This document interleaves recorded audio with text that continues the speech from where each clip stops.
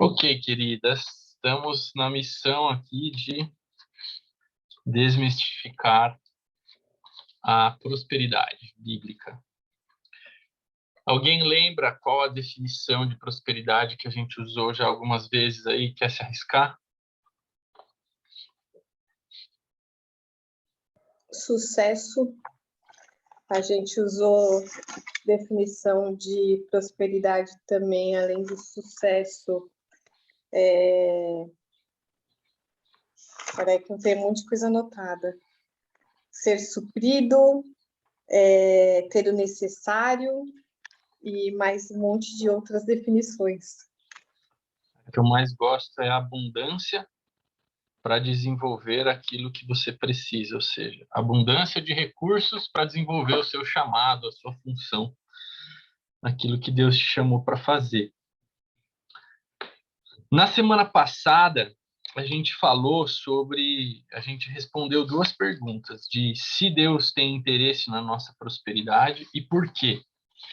E a gente concluiu que, sim, ele tem interesse na nossa prosperidade, porque ele prosperou muitos homens no Antigo Testamento, e Isaías vai dizer que aquele que quiser e obedecer vai comer o melhor dessa terra. Paulo também disse em Romanos 5,17 que aqueles que receberam a abundância da graça e o dom da justiça reinariam em vida. E sob nenhum tipo de interpretação a gente pode dizer que esse reinar em vida é no céu. Porque se ele for espiritual, ele já começou. Então é para nós agora esse reinar em vida. E aí, o porquê, então, Deus quer que a gente seja próspero, né? Que a gente sobeje, que a gente tenha abundância de recursos, justamente para a gente poder desenvolver aquilo que Ele nos chamou para fazer. E Ele quer que a gente seja abençoadores, né? Enquanto as pessoas estão pedindo oração, nós somos os que vão abençoar os outros, né? Ele nos chama para transbordar, né? Chega até nós e transborda, e aí gera bênção para outras pessoas. Nós somos aqueles que geramos empregos, nós somos aqueles que pagamos mais caro porque queremos abençoar as pessoas, nós somos aqueles em quem a bênção não para, mas em que transborda, né? A gente leu Isaías 54, 2 e 3, que diz: alarga as tuas tendas lá, né? Aquele texto, para a direita, para a esquerda, porque vai sobrar, né? Vai sobejar, e aí você vai poder abençoar outros. E nós não lemos esse texto, mas comentamos ele, que nós somos despenseiros do Senhor. Existe uma dispensa e a gente só administra. Nós somos o Alfred de Deus, que vem com... Lembra do Alfred, que vem com o papel higiênico lá, a propaganda do Tang?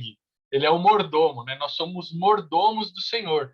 Ele nos dá acesso às riquezas do seu reino por meio da sua graça, por meio de Jesus, e a gente administra isso e usa para abençoar, a gente usa para passar para o outro, né? Uma oração que eu faço algumas vezes é: Pai, me dá a capacidade de adquirir riquezas e de administrar riquezas, para que eu possa ser uma bênção para outras pessoas. Imagina que Deus é o dono do ouro e da prata e que ele pode colocar o dinheiro na mão de quem ele quiser. Então, para que ele vai botar o dinheiro na mão do prostituto, do traficante, do sei lá de quem, se ele pode dar na nossa mão?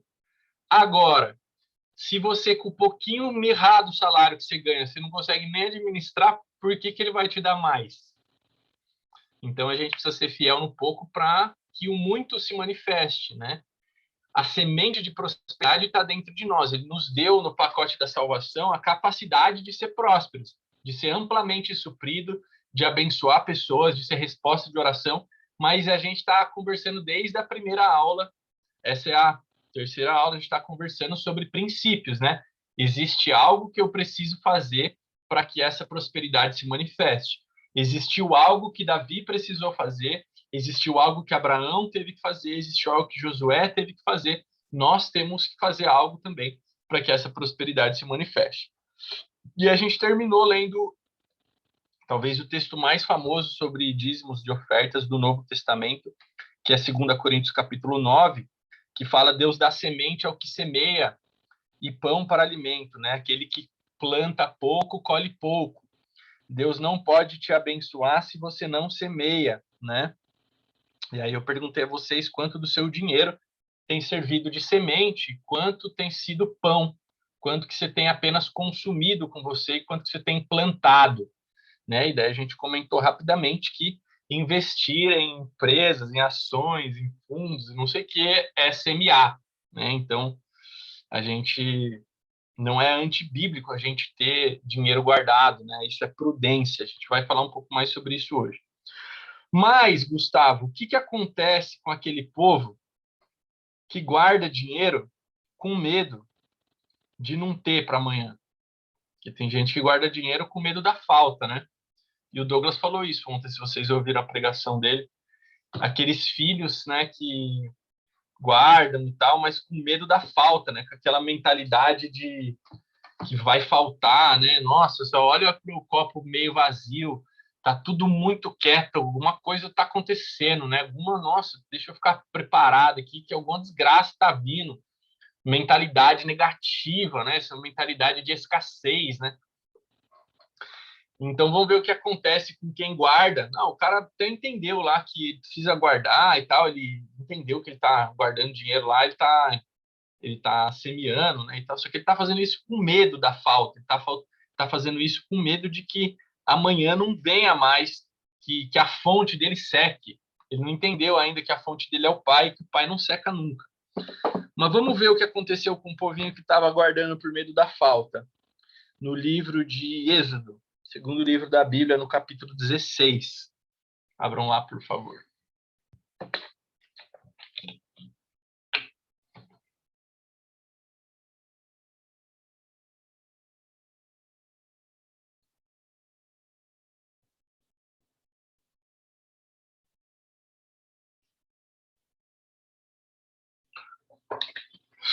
Quem achou pode ler para mim versos 3 e 4.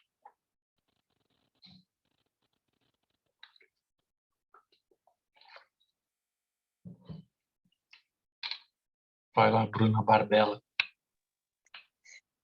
Os filhos de Israel disseram a Moisés e Arão: Quem nos dera tivéssemos morrido pela mão do Senhor na terra do Egito, quando estávamos sentados junto às panelas de carne e comíamos pão à vontade. Pois vocês nos trouxeram a este deserto a fim de matarem de fome toda essa multidão. Então o Senhor disse a Moisés: Eis que farei chover do céu pão para vocês, e o povo sairá e recolherá diariamente a porção para cada dia. Eu os porei à prova para ver se andam na minha lei ou não. Versos 20 e 21 agora.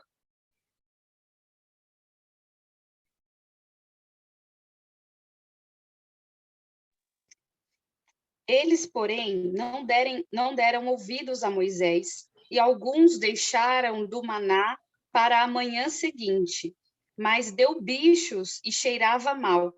E Moisés se indignou contra eles. Colhiam-no, pois, manhã após manhã, cada um quanto conseguia comer, porque vindo o calor do sol, o maná se derretia.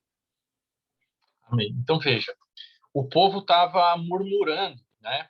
Quando eles estavam ali no deserto, indo em busca da terra prometida, depois de ter ficado 400 anos como escravos no Egito, né? Por causa de de José ter ido para o Egito, o povo foi ficando, até que Deus levanta Moisés e vão-se embora do Egito, povo. Aí, nesse caminhar aí de 40 anos, por causa da infidelidade desse povo, da murmuração desse povo, Deus permite que eles passem 40 anos no Egito. E aí o povo fala, melhor era ter ficado escravo lá no Egito, que pelo menos a gente comia pão, né? Aí Deus fala, ô povo desgraçado, toma pão então, vai chover do céu pão. Só que, ó, vocês vão comer o pão de hoje, não é para guardar para amanhã. Que é para vocês aprender que quem dá o pão, quem faz chover o pão hoje, faz chover amanhã. Então não é para você guardar o pão para hoje, é para você confiar que amanhã vai ter de novo. Aí o que o povo fazia? A gente leu no verso 20 e 21, o povo guardava e aí apodrecia, cheirava mal e dava bicho. E na manhã seguinte vinha o calor e derretia. Então, quando eles guardavam, por que se guarda pão se o provedor falou que amanhã vai ter de novo? Por medo da falta. E aí, na sexta-feira, chovia dobrado, que é para eles não precisar colher no sábado, né? Deus fez dessa forma, porque eles guardavam o sábado na época, então tinha todo um detalhar de Deus, ele pensou disso de uma forma bem, bem maravilhosa, né? Mas o que a gente aprende aqui? Que Deus é o nosso provedor. Então, tudo bem eu guardar dinheiro, tudo bem eu ser prudente, tudo bem eu gerir as minhas finanças, mas eu nunca posso tirar da minha mente que quem me suprir é o Senhor. Quem me supre, perdão, é o Senhor. Quando vier uma pandemia e você ficar 18 meses sem trabalhar e você tinha dinheiro guardado para 6, quem que vai te suprir nos outros 12? Essa garrafinha de Veja tá linda aqui no fundo do negócio, né? É que o garotinho fica fazendo xixi, aí tem que ficar limpando com Veja, aí ficou lá. Mas tudo bem. Se você não tivesse falado, a gente não tinha nem visto, né? porque Eu pelo notei agora. celular é difícil ver. Ficou parte do cenário. Mas, enfim, gente. Então, a gente deve sim guardar dinheiro, mas não com medo da falta, né?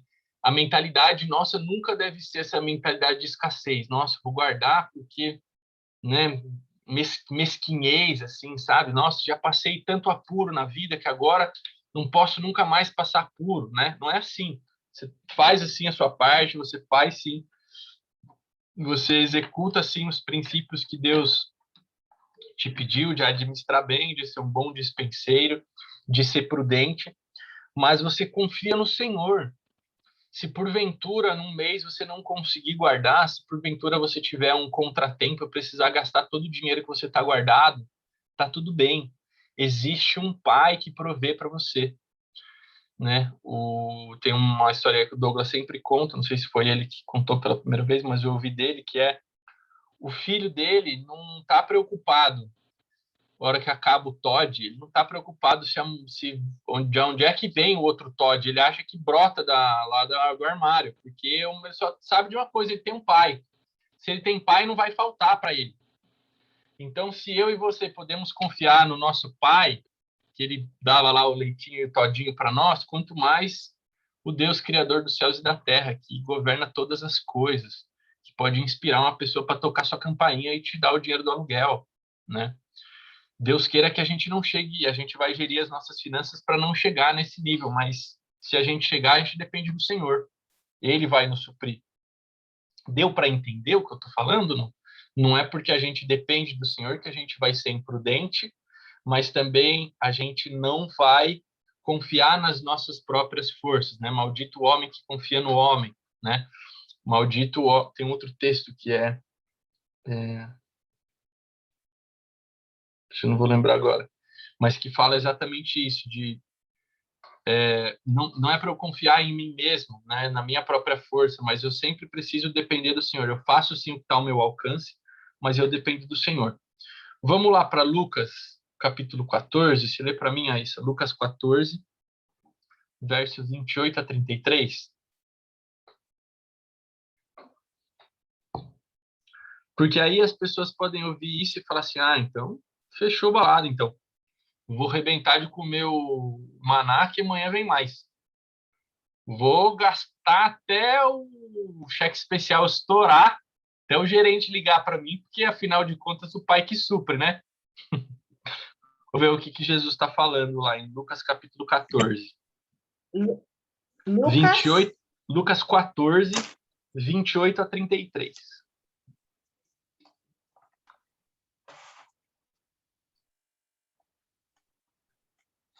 Se um de vocês quer construir uma torre, primeiro senta e calcula quanto vai custar para ver se o dinheiro dá. Se não fizer isso, ele consegue colocar os alicerces, mas não pode terminar a construção. Aí todos os que virem o que aconteceu vão caçoar dele, dizendo: Este homem começou a construir, mas não pôde terminar. Mas, até onde, Gu? É o 33. Tá. Se um rei tem 10.000 soldados, vai partir para combater outro que vem contra ele com 20.000, ele senta primeiro e vê se está bastante forte para enfrentar o outro. Se não fizer isso, acabará precisando mandar mensageiros ao rei, enquanto este ainda estiver longe, para combinar condições de paz. Jesus terminou dizendo: Assim, nenhum de vocês pode ser meu discípulo se não deixar tudo o que tem. Obrigado. Então, veja. Ele está falando aqui, ó, duas coisas nesse trecho aqui que a gente leu. Ele fala: quem que é o homem que vai fazer uma torre e não calcula quantos tijolos vai? Porque se ele começar a fazer a fundação e não acabar, vão dar risada da cara dele. E falar: olha que zango. Começou e não acabou, tontão. O que ele está falando aqui? Eu e você, gente, precisamos de planejamento e de prudência. Quem que vai lá comprar uma casa se não sabe se vai ter dinheiro de pagar o financiamento? Quem que vai comprar um carro se não sabe se vai ter dinheiro para pagar o financiamento? Né? Então, ele está falando aqui sobre prudência, sobre a gente planejar, né? Agora, olha que interessante a parte final do verso, desse trecho que a gente leu. Fala assim: qual é o rei que, indo para combater outro rei, não se assenta primeiro para calcular se com 10.000 homens poderá enfrentar o que vem contra ele com 20.000? Caso contrário, estando o outro ainda longe, envia-lhe uma embaixada pedindo condição de paz. Assim, pois, todo aquele que dentre vós não renuncia a tudo quanto tem, não pode ser meu discípulo. Então, ó, quem que é o rei que vai lá mandar o seu exército com 10.000 combater contra 20.000? Quem que é o tontão que faz isso? Se ele vê que ele está com menos, ele manda uns figuras lá na frente para pedir desculpa. Agora, se a gente não leu uns dias atrás aqui a história de Josafá, quando a gente estava estudando louvor, e ele tinha, sei lá, uns 10.000 homens para combater uns 100.000. E Deus não foi lá e não fez os caras lutar um contra o outro, de modo que a hora que eles chegaram lá já estava tudo vencido. Como é que conversa esse negócio aqui? Tá falando que se Deus fez com Josafá, que ele prospera, que ele faz o sobrenatural, que não sei o quê, que não sei o quê. Como é que Jesus vem falar aqui que Josafá é tonto, que não tava, que não viu quantos soldados tinha e tal? É simples, gente. Eu e você precisamos fazer o que está ao nosso alcance. Deus não vai fazer por você o que cabe a mim e a você fazer. A parte dele, eu garanto que era mais difícil, que era morrer na cruz, que eu e você não precisamos, não poderíamos fazer. Agora, administrar finanças, Deus não vai fazer por você. Quando você estiver numa situação em que, como essa do rei, eu não tenho dinheiro para pagar as minhas finanças, por qualquer razão, me planejei mal, não sei o quê, pai, reconheça a minha ignorância, reconheça que fiz errado, eu preciso da ajuda, o Senhor vai te suprir, como ele fez com Josafá. Quando ele precisar te suprir, ele vai te suprir. Agora, o que ele está alertando aqui para nós, Jesus falando é: quem é o rei que, podendo se planejar, que sabendo que vem o combate, que tem a oportunidade de fazer certo, vem e faz errado? Então, veja, eu e você precisamos fazer o que está a nosso alcance. O sobrenatural vai acontecer depois que eu e você fizermos o natural. É por isso que, muitas vezes, a coisa mais espiritual que se tem a fazer é ir dormir. Quando você já fez a parte natural que lhe cabia, quando você já fez as contas, quando você já estudou, quando você já pediu emprego, já enviou currículo, já conversou com o seu chefe, já não sei o quê, já pediu aumento, já fez tudo que estava na sua mão, agora é Deus que tem que fazer alguma coisa. Então você vai dormir. Você faz aquela oração de súplica que a gente conversou na quinta-feira passada, entrega para ele o problema, vai dormir. Mas faz o que você tem que fazer, ô diacho. Não vai largar as coisas na mão de Deus achando que ele vai fazer a sua parte. Cada um tem a sua parte nessa conversa, certo? Porque senão a gente se isenta e fala: não, eu sou filho do rei, ele se vira para fazer as minhas coisas. Não é assim. Deus delega para nós o controle da terra, como ele fez com Adão. Você governa, você domina, você multiplica. Faz sentido ou não? Então, a gente guarda, sim, dinheiro, a gente se planeja, sim, a gente é prudente, sim, mas a gente coloca a nossa esperança no Senhor. Ele faz o sobrenatural como ele fez com Josafá, mas depois que a gente faz o natural. Onde acaba a nossa parte, começa a parte dele. Ninguém fica rico sem seguir princípios. Se for herança e não seguir princípios, a pessoa perde. Pode ver. O cara é rico. Nossa, milionário. Se não foi ele que ganhou, se foi o pai, ou ele aprende a seguir princípio, ou ele vai perder aquilo. Quantas e quantas e quantas indústrias? Pode pegar estudos históricos, vai ver. Indústria que faliu, pode ver que é o filho do fundador, ou o neto do fundador. Na mão do fundador não fale, porque o cara não aprendeu a seguir princípio. Vai ver quantos milionários continuam milionários. O nego perde tudo. Por quê? Porque não sabe seguir princípio. Porque a loteria é contra o princípio. Só fica rico quem segue princípio. Inventar a loteria e dar dinheiro na mão de quem não pode ter dinheiro, porque não sabe seguir princípio. Quantos aprendem a seguir princípio e vão se manter ricos? A maioria fica pobre de novo.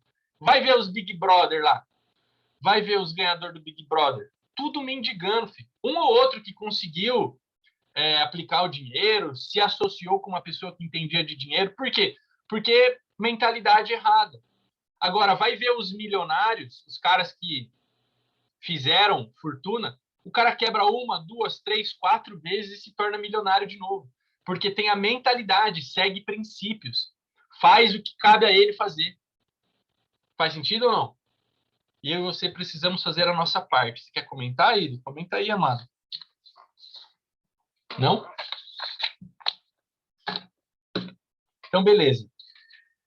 Eu vou trocar o contexto aqui. Eu ia falar, eu achei que não ia dar tempo de falar de dízimo, então eu vou passar o dízimo na frente e depois eu volto aqui para essa parte, porque eu fiz a propaganda que a gente ia falar de dízimo, né? Então vamos lá. Vamos falar de dízimo, então. Vamos ler, mas vocês não precisam abrir, porque senão vocês vão se confundir. Cadê minha Bíblia? Vou ler na versão A Mensagem, que é mais fácil de entender. Então vamos lá. Vocês lembram quando a gente começou a estudar Jó, que a gente falou sobre alianças, sobre Deus fazer alianças com o homem, né? A gente falou que Deus é o mesmo ontem, hoje, sempre, ele não muda, mas a forma de se relacionar com Deus veio mudando a cada aliança que ele faz. E eu falei que a cada nova aliança, a antiga era revogada, e a Ive me corrigiu, que não é bem revogada, né? Aí eu pensei melhor, é como um TAM, é um termo aditivo modificativo, né? Vem novas regras, algumas coisas são substituídas, o que não é citado mantém o anterior. Se eu tenho um contrato com 10 cláusulas, eu vou lá e acrescento 2 novas cláusulas que modificam algumas cláusulas, o que eu não falei nada continua valendo. Então Deus vem e faz uma promessa lá a Abraão, a aliança abraâmica, e depois ele vem e faz uma nova promessa para Moisés, a aliança mosaica, que é o que a gente conhece pela lei, a antiga aliança. Agora, o que ele não falou a respeito da promessa de Moisés continua valendo. Vamos entender isso certinho nesse texto aqui, é bem claro. Eu vou ler Gálatas capítulo 3. Só que se você se acompanhar comigo, eu acho que talvez você se confunda mais, porque a linguagem dessa versão ela é bem diferente. Talvez seja melhor você só ouvir. Diz assim, vou ler do 15 em diante. Amigos, permitam-me citar um fato do cotidiano para ilustrar a vida de liberdade que lhes estou falando. Quando o testamento de alguém é ratificado, ninguém pode anulá-lo nem acrescentar-lhe nada. É o caso das promessas feitas a Abraão e seus descendentes. Observem que as escrituras, na linguagem cuidadosa de um documento legal, não dizem aos descendentes, referindo-se a todos em geral, mas ao descendente, palavra no singular, referindo-se a Cristo. Quero explicar este texto. Um testamento, mais tarde ratificado por Deus, não é anulado por um acréscimo anexado 430 anos mais tarde. Por que ele está falando isso? Está falando, Deus fez uma promessa para Abraão, 430 anos depois, Deus faz uma nova promessa para Moisés. Ele está falando, a primeira promessa que ele fez para Abraão não pode ser anulada por causa da nova promessa que ele fez para Moisés. Algumas cláusulas são modificadas, o que ele não citou mantém. Continuando. O adendo, com as suas instruções e regras, não diz respeito à herança prometida no testamento. Então, qual o objetivo desse adendo que chamamos lei? Foi um acréscimo às promessas originais contidas na aliança feita a Abraão. O propósito da lei era preservar um povo pecador na história de salvação até que Cristo, o descendente, viesse, herdando as promessas e concedendo-as também para nós. Evidentemente, a lei não foi dada num encontro direto com Deus, mas foi dada por anjos e por um mediador, Moisés. Não há um mediador como havia no Sinai. Se há um mediador como havia no Sinai, então o povo não se relacionava diretamente com Deus, não é mesmo? Mas a promessa original é uma bênção direta de Deus. Estaria então a lei contra a promessa? Seria uma negação da vontade de Deus para nós? Nunca. Seu propósito foi mostrar que não tínhamos um relacionamento de verdade com Deus. Ou seja, mostrar como é absurdo esperar que um sistema religioso consiga sozinho o que é possível, com fé pelo cumprimento da promessa de Deus. Pois se observar regras pudesse trazer vida para nós, nós já teríamos obtido. Então, o que ele está tentando explicar aqui? Ele está tentando explicar que a lei dada a Moisés não desfaz a promessa que Deus fez a Abraão. Ela traz um novo contexto, ela traz novas regras, mas essas regras elas não são um fim em si mesmo. Ele fala que a lei é um aio na versão Almeida. Ele fala é como algo que a gente se escora, que a gente se apoia, para impedir que o povo se perdesse até que viesse Jesus e a nova aliança fosse feita. Por que eu estou falando tudo isso? Basicamente, o que eu quero mostrar para vocês é que uma aliança está contida dentro da outra. Então, Deus faz uma aliança lá com Adão em Gênesis. Vocês estão ouvindo esse barulhinho de nheque-nheque do cachorrinho? Eu vou pegar o brinquedinho, senão a gente vai conseguir continuar combinando.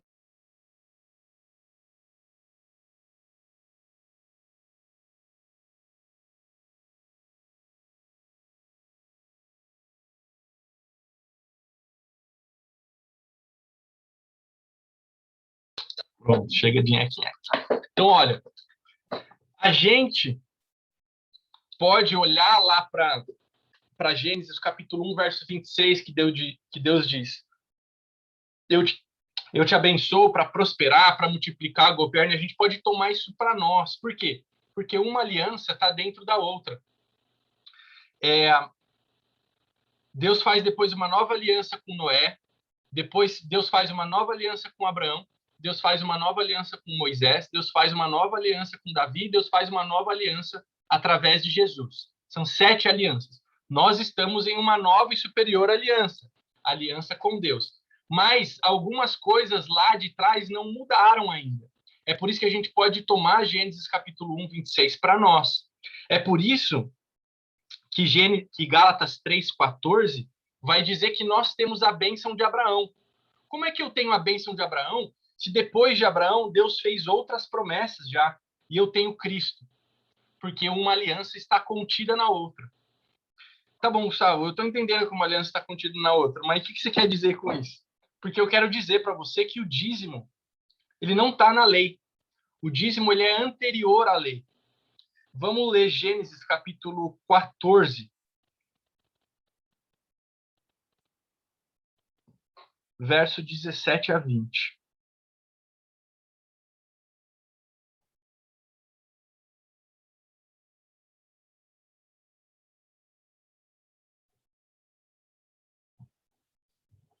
Pode ler? Gênesis 14.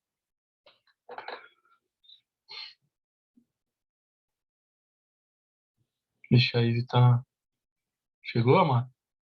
Diz assim: após voltar Abrão, ainda não tinha nem mudado de nome, de ferir Kedorlaomer, se você quiser pôr o nome do seu cachorrinho de Kedorlaomer, é um excelente nome. E aos reis que estavam com ele, saiu-lhe ao encontro o rei de Sodoma, no vale de Savé, que é o vale do rei. Melquisedeque, rei de Salém, trouxe pão e vinho. Era sacerdote do Deus Altíssimo.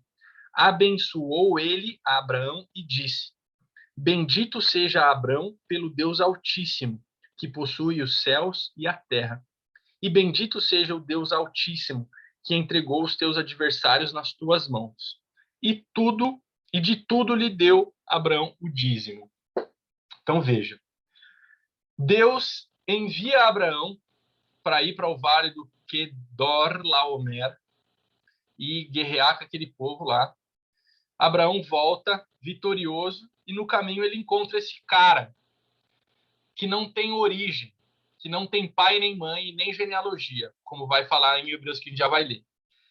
Esse tal Melquisedeque, se fala apenas 3 vezes desse cara na Bíblia e não se explica muito bem. Hebreus vai dizer que Melquisedeque é uma tipificação de Cristo. A gente já vai entender já por quê, mas olha só. Ele traz pão e vinho para Abraão, sugestivo, né, os elementos da ceia. E ele era sacerdote do Deus Altíssimo, e ele abençoa Abraão. E Abraão vai lá e dá o dízimo de tudo quanto ele tinha, os despojos lá de tudo quanto ele tinha recebido lá, ganhado nessa guerra, nesse avanço militar aí que ele tinha feito, nessa batalha. Então vamos entender algumas coisas aqui. Abrão, ao se encontrar com Melquisedeque, que era um sacerdote de Deus, um representante de Deus, é abençoado por Melquisedeque. Então Melquisedeque transfere para Abraão bênçãos espirituais. Abraão se vê no dever, na responsabilidade de abençoar com bens materiais Melquisedeque.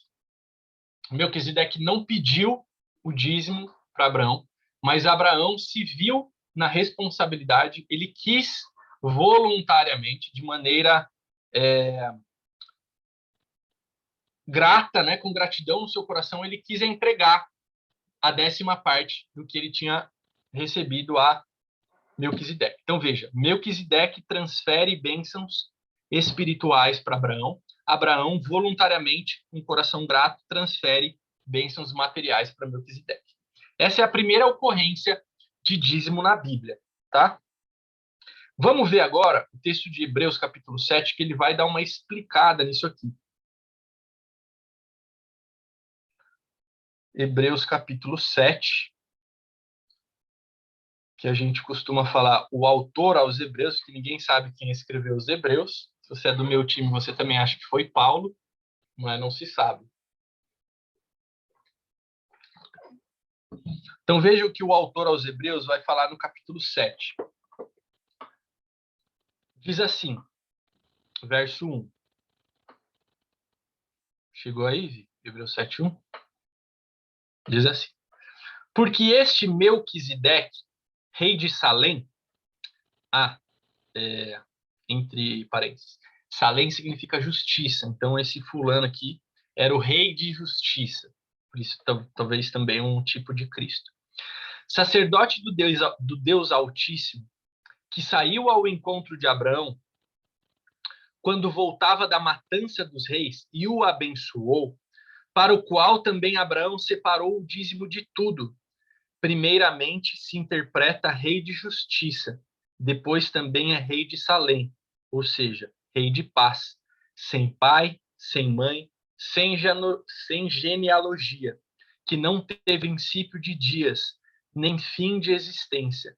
Entretanto, feito semelhante ao Filho de Deus, permanece sacerdote perpetuamente. Então, vamos lá. Ele está falando aqui que Melquisedeque, ninguém sabe quem é esse brother, não tem pai nem mãe, não tem genealogia, por isso ele vai dizer que é um tipo de Cristo.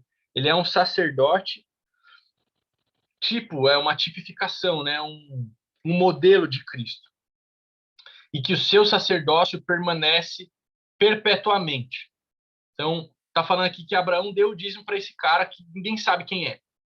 Seguindo, considerai, pois, como era grande a esse a quem Abraão, o patriarca, pagou o dízimo tirado dos melhores despojos. Então, veja que dízimo é a 10ª parte, porque é 1/10, mas não é a última parte, é a primeira parte, porque é tirado dos melhores despojos. Então, o dízimo não é o resto, é a primícia. Ora, os que dentre os filhos de Levi recebem... Então, vamos lá. Deixa eu dar o contexto antes aqui. Jacó, que virou Israel, trocou de nome para Israel, teve 12 filhos. Cada um desses filhos deu origem às 12 tribos de Israel. Uma das tribos, chamada tribo de Levi, os filhos desse filho de Jacó, de Israel, chamado Levi, eram responsáveis pelo cuidado do templo, do tabernáculo. Eles só trabalhavam, eles doavam suas vidas para o cuidado do templo. Nem todos eram músicos, como a gente aprendeu, né? A gente fala que levita é um músico. Não. Eles cuidavam do templo. Alguns entre eles eram músicos. Todos os outros, as 11 tribos, trabalhavam. Plantava, colhia, criava boi, fazia tenda, fazia, sei lá, comércio, pescava, fazia outros ofícios. Esses caras não. Eles cuidavam apenas do templo. Então, Deus institui para que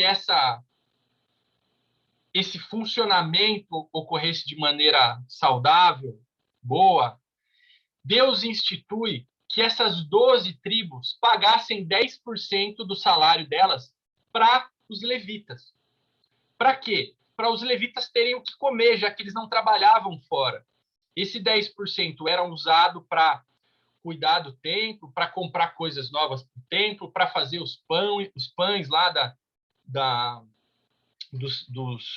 das cerimônias e tal. Tudo que precisava ser feito no templo era custeado com o dinheiro do dízimo e também era o salário desses levitas, porque a quem trabalha, o salário lhe é devido, a gente vai ler já já. Então, Deus institui isso aqui, por isso os levitas recebiam o dízimo das outras tribos. Então, isto posto, vamos continuar a ler aqui. Ora, os que dentre os filhos de Levi, os levitas, recebem o sacerdócio, têm o mandato de recolher, de acordo com a lei, os dízimos do povo, ou seja, os seus irmãos, embora tenham descendido de Abraão. Então, Abraão gerou Isaac, Isaac gerou Jacó, que virou Israel, e Israel gerou Levi. Então, Abraão é bisavô de Levi, dos levitas. Tá? Verso 6. Entretanto, aquele cuja genealogia não se inclui entre eles, recebeu o dízimo de Abraão e abençoou os que tinham as promessas. Então, Abraão já tinha pagado o dízimo que serviu para todos os seus filhos, netos, bisnetos. Abraão já tinha dado o dízimo, mostrando um princípio lá atrás. Antes de começar a lei, antes de começar a nação de Israel, já existia um princípio lá no pai de todos, no pai da fé, Abraão. Ele já tinha pagado o dízimo para Melquisedeque.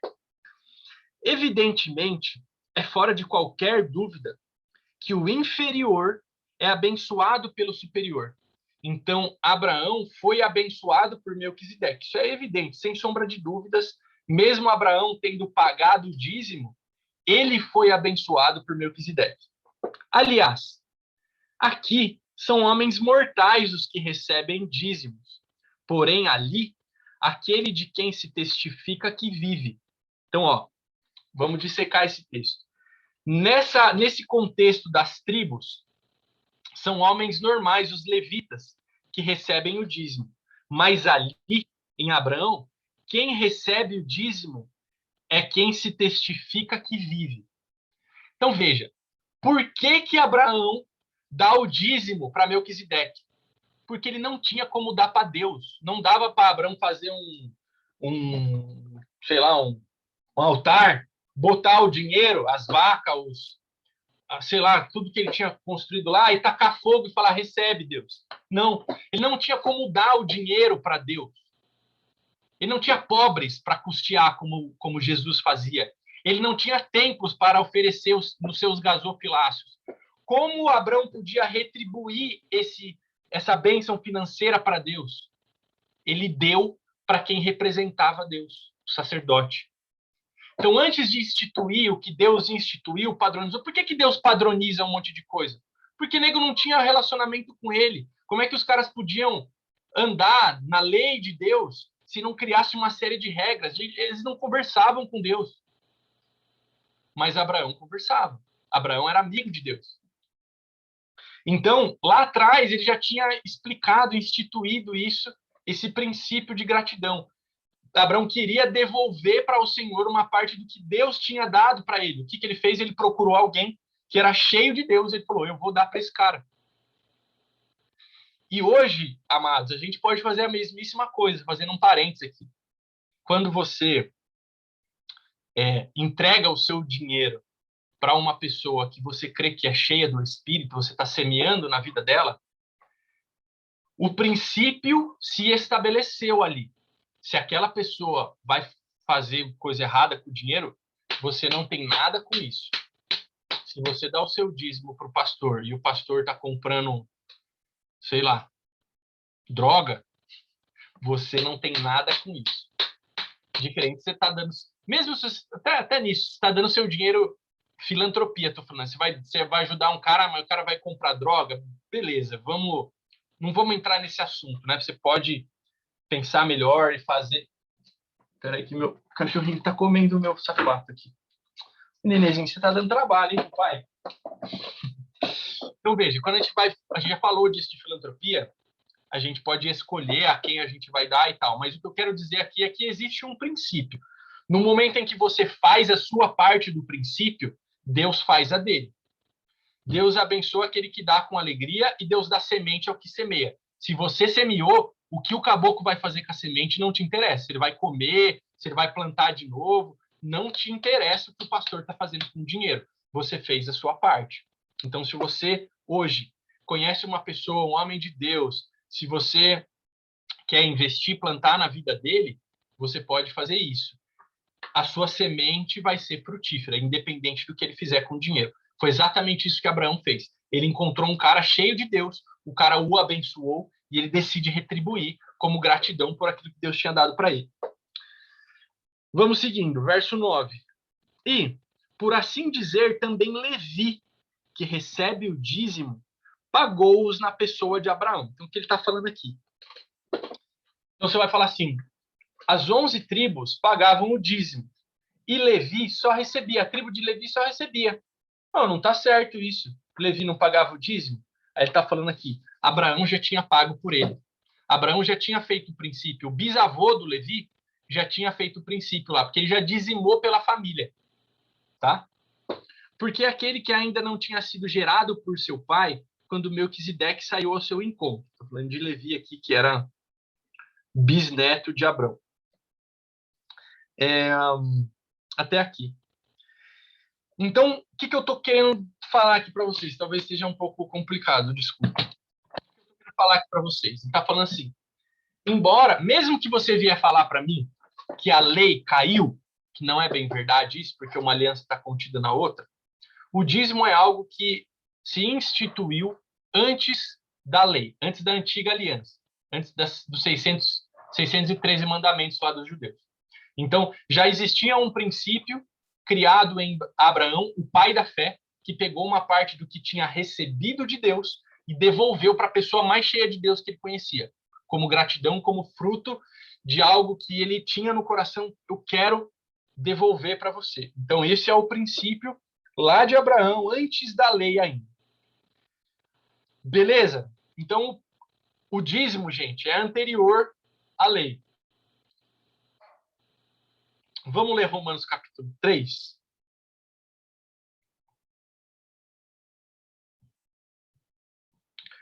Verso 31.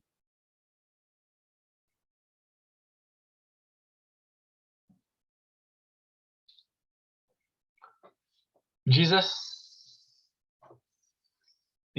Romanos 3:31, diz assim: anulamos, pois, a lei pela fé?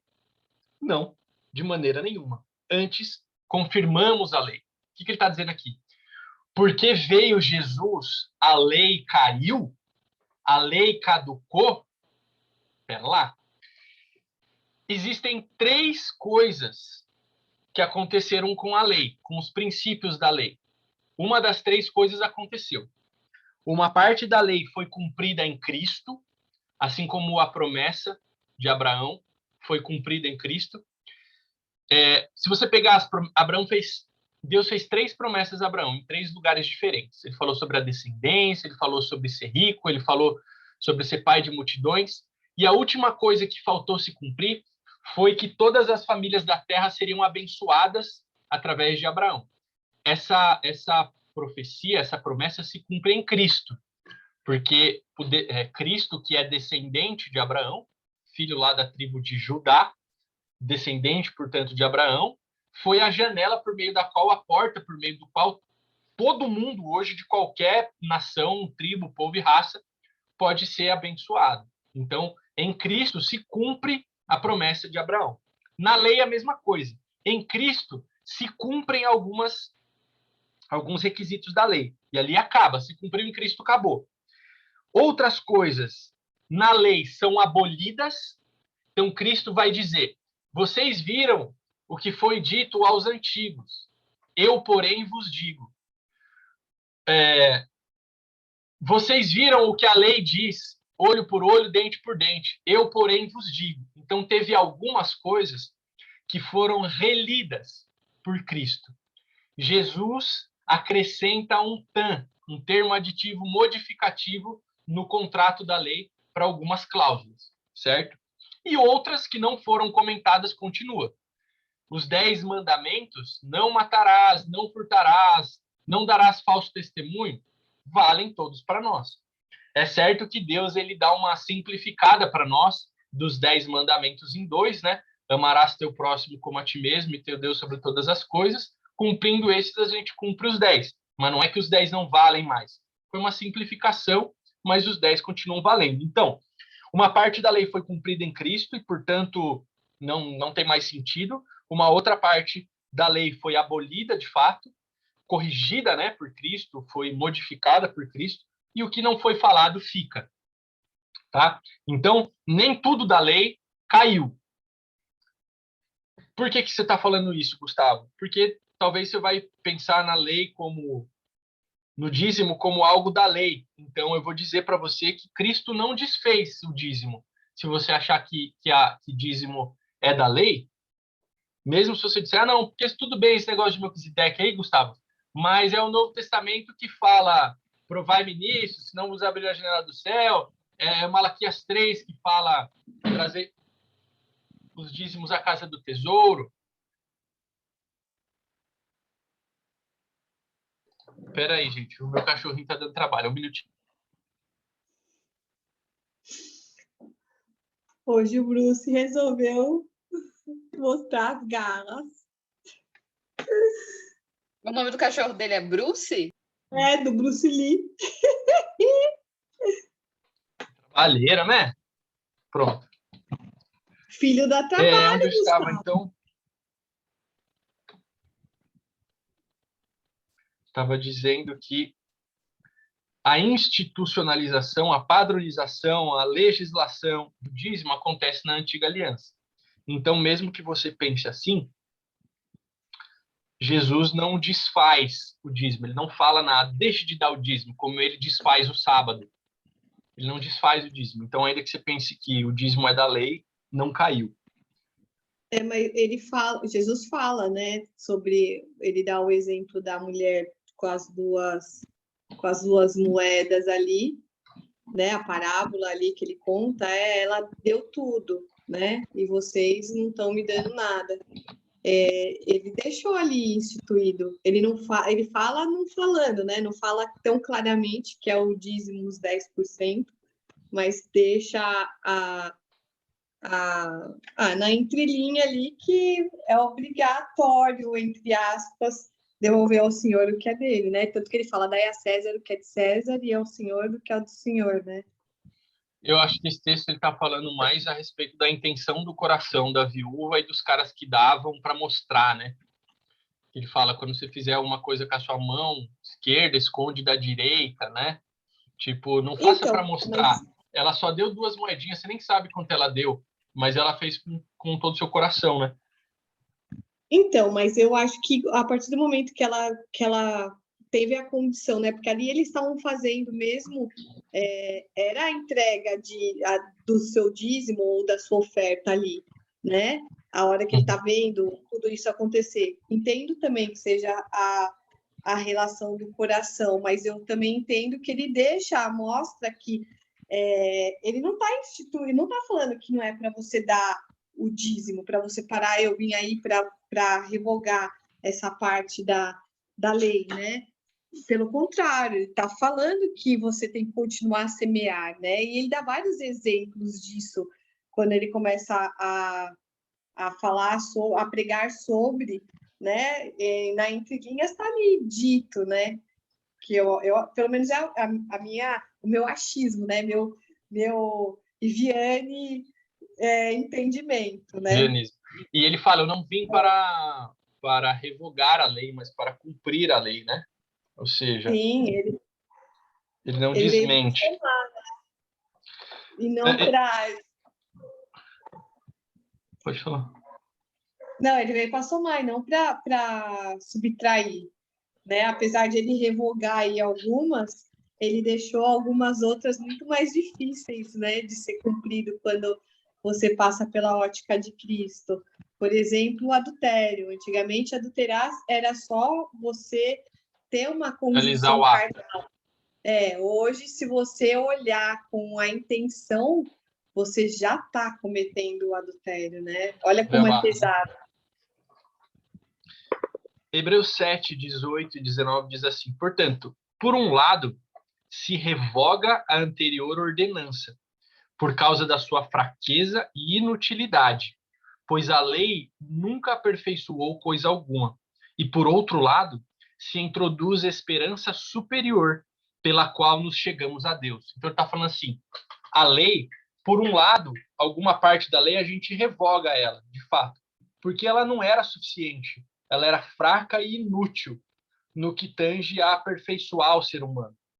Só que em Cristo a gente tem uma esperança superior. Então, ele melhora a lei, mas ele não desfaz a lei. Beleza. Agora vamos trazer alguns. Meu Deus, esse bichinho tá. Ele tá. Devo ter dado algum energético para ele no papinha dele hoje. Ele tá acelerado, ele tá comendo o metal da mesa. Vamos ler agora alguns versículos que falam sobre a entrega o dos. brinquedinho dele. Eu tirei, mas eu dei outro para ele que ele não quis. Vamos ler primeiro Timóteo, uns textos aqui sobre dízimos e ofertas no Novo Testamento. 1 Timóteo, capítulo 5, versículo 17 e 18.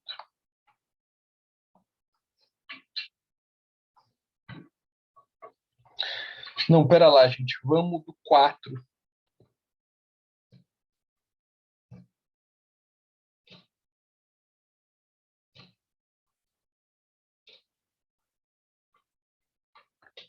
Primeira Timóteo, capítulo 5. Vamos ler o capítulo 4. Verso 4. Vamos ler dali em diante. Vamos lá. Mas se alguma viúva tem filhos ou netos, que estes aprendam primeiro a exercer piedade com os da própria casa e a recompensar seus progenitores, isto é, aceitável diante de Deus. Aquela, porém, que é a verdadeira viúva, não tem amparo, espera em Deus e será que eu estou lendo certo, né?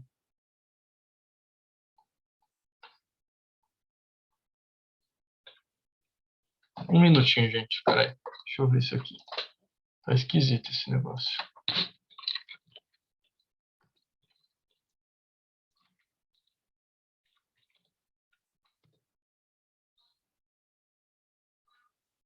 É isso mesmo. Mas não é 4, não.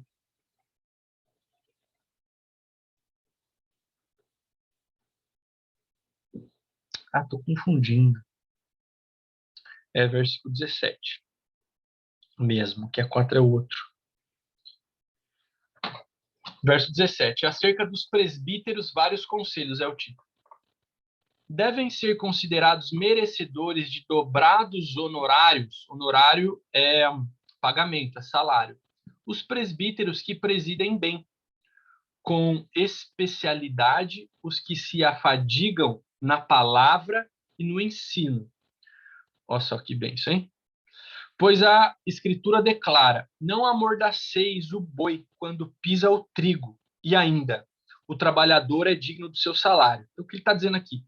Que as pessoas que estão lá trabalhando na obra, que estão doando as suas vidas para alimentar você espiritualmente, isso é um trabalho que elas desenvolvem, e ela é digna do seu trabalho. Por que fala não amordaceis o boi quando pisa o trigo? Porque o boi estava pisando o trigo e ele comia o trigo também, ou seja, ele está trabalhando, mas ele está se alimentando. E aí está falando assim, não amordaça o boi. Ele está trabalhando, deixa ele comer um pouquinho do trigo. O trabalhador é digno do seu salário. E o presbítero que preside bem, né? O presbítero é o nome que eles dão para o líder da igreja, né? O auxiliar do pastor, o conselho pastoral lá, que se esmera se afadiga, né? Se cansa na palavra e no ensino. Ó, tô cansado, gente, tô até sem ar aqui, sem água. Ó. É digno de dupla honra. Alguns textos vão dizer dupla honra, outros vão dizer duplos honorários. Quer dizer, quem trabalha para te alimentar espiritualmente, é devido que esse cara receba o salário. É justo que esse cara seja pago pelo que ele está fazendo. Vamos lá para 1 Coríntios 9, que vai complementar esse entendimento também. Agora sim, a gente vai começar do verso 4.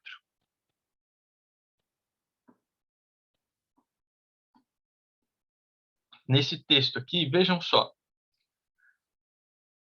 Coríntios é uma das igrejas que deram mais trabalho para Paulo.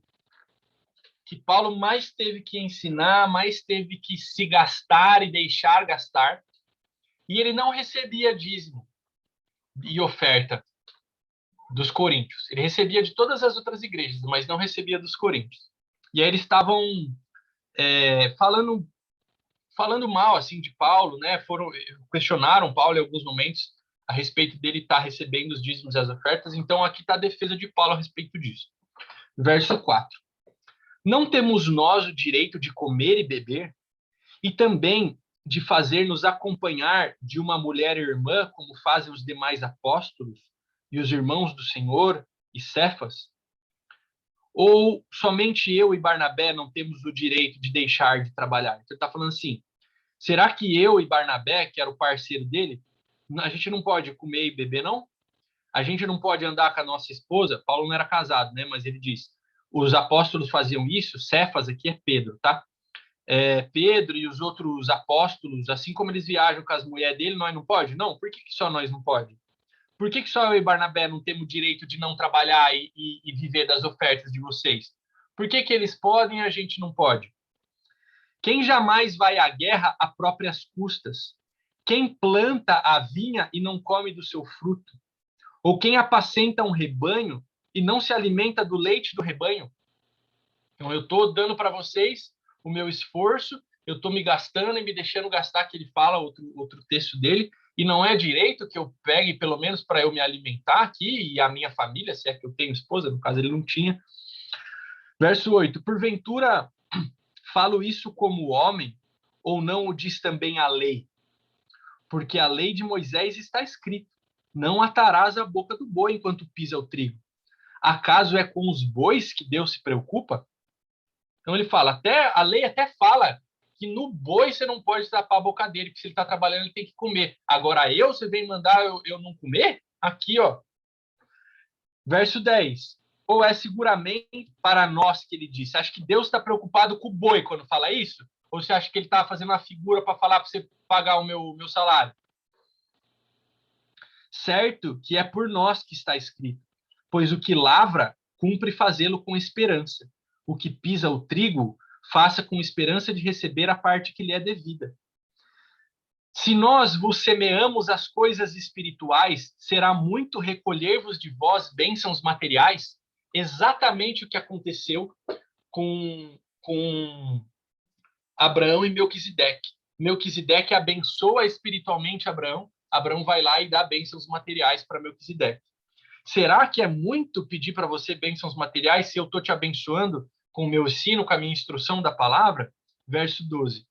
Se outros participam desse direito sobre vós, não o temos nós em maior medida? Entretanto, nós não usamos desse direito.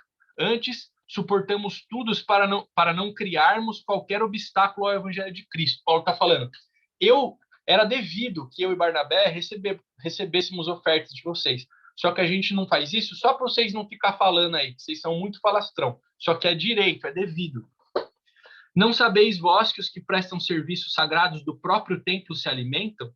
E quem serve ao altar, do altar tira o seu sustento? Assim ordenou também o Senhor aos que pregam o evangelho, que vivam do evangelho. Então, gente, olha a nossa mentalidade. Quando o cachorrinho está doente, a gente liga para o pastor orar. Agora um pouco menos, porque a gente já entendeu que nós somos todos sacerdotes, né? Mas vamos imaginar aquelas igrejas mais antigas, né? Fulano tá doente, liga pro pastor. Fulano tá não sei o que, liga pro pastor. Vai comprar um carro, liga pro pastor orar no carro. Vai não sei o que, liga pro pastor. Na hora de dar o dízimo, não, pastor já tem muito já. Se o advogado que advoga bem pode ser rico. Se o engenheiro que engenheira bem pode ser rico. Se o cara do mercado financeiro que gera bem as finanças pode ser rico.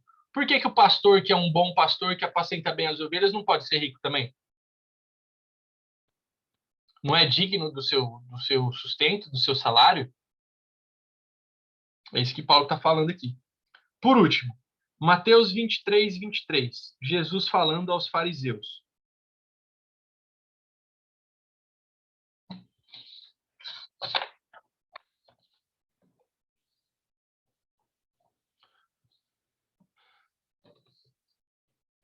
Último para a gente acabar. Mateus 23, 23. Ai de vós, escribas e fariseus hipócritas, porque dais o dízimo da hortelã, do endro e do cominho, e tendes negligenciado os preceitos mais importantes da justiça. Os preceitos mais importantes da lei, a justiça, a misericórdia e a fé. Devíeis, porém, fazer estas coisas, sem omitir aquelas. Então Jesus está falando, ô seus tronchos, o que adianta vocês dar o dízimo de tudo, até da plantinha do hortelã, vocês dão o dízimo de tudo. Só que vocês pecam em serem justos, misericordiosos e terem fé. Você tem que ser justo, misericordioso e ter fé. Não deixa de dar o dízimo, não. Perdão, inverti. Você tem que dar o dízimo, sim, mas não deixa de ser justo, misericordioso e ter fé. Então, o que a gente aprende aqui? Ele está condenando os fariseus que davam o dízimo por conta da lei, por conta da obrigação. A Bíblia diz que ele não escreve mais as leis em tábuas de pedra, mas ele escreveu em nosso coração. Então, a gente não dá mais o dízimo por causa de uma obrigatoriedade para cumprir uma lei, mas a gente volta à bênção de Abraão.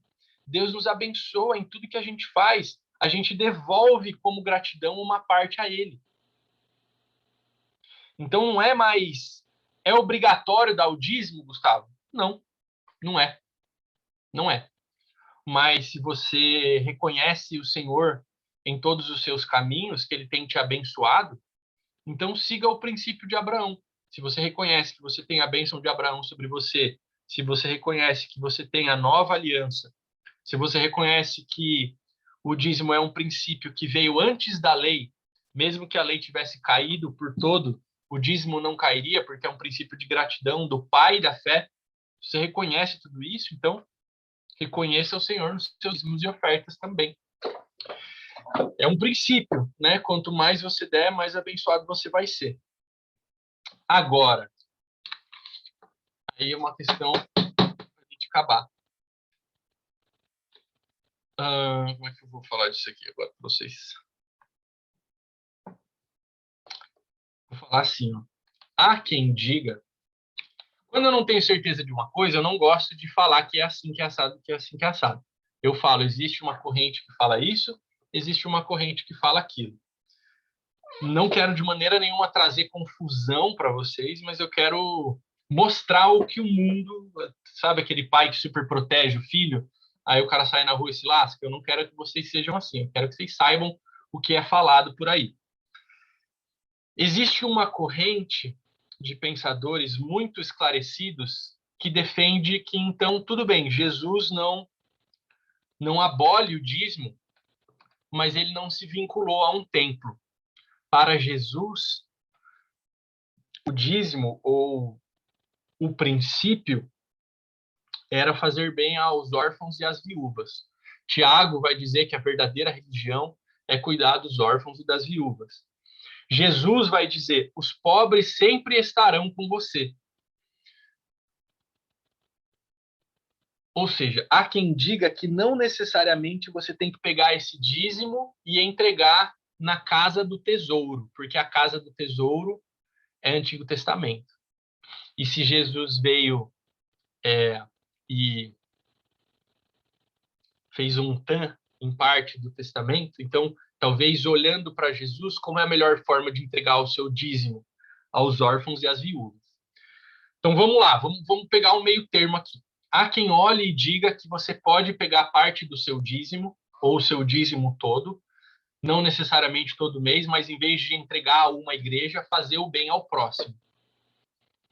Porém, Paulo vai dizer que aquele que preside a igreja, aquele que trabalha na igreja é digno do seu salário. A gente sabe que a igreja tem que pagar luz, a igreja tem que fazer evangelismo, a igreja mesmo faz bem ao próximo, às vezes, entregando cestas básicas, a igreja tem que pagar um monte de coisa, tem que comprar instrumento, tem que pagar energia. Então, alguém precisa dar o seu dízimo na igreja, porque senão a igreja fecha. Mas existe margem para a gente entender que a gente pode dar uma parte do nosso dízimo ou, eventualmente, o nosso dízimo todo no cuidado dos órfãos e as viúvas e os pobres. Tá bom? Então, você decida aí no seu coração o que você quer fazer com o seu dízimo. Beleza? Espero que não tenha ficado enviesado isso. Em algum momento em que eu estava sem igreja, eu continuo dando dízimo, porque, afinal de contas, essa primícia não é minha. Não é minha. Se ficar lá, vai apodrecer o resto das laranjas, porque aquele dinheiro não é meu. Por obrigação? Não. Por gratidão, por voluntariedade, porque eu entendo o princípio que ele tem me abençoado, então eu dou. E aí, no período que eu estava entre igrejas, eu peguei esse dinheiro e eu dava para missionários, eu ofertava na vida de pessoas, enfim, aquela mesma quantia eu ofertava. Depois que eu tenho uma igreja, eu preciso sustentar a igreja, né? É justo que essas pessoas sejam sustentadas. Agora, eventually, eu pego uma parte desse dinheiro, talvez, e oferto aos órfãos e às viúvas, e enfim. Então fica a seu critério, mas existe essa margem de interpretação. Tá bom?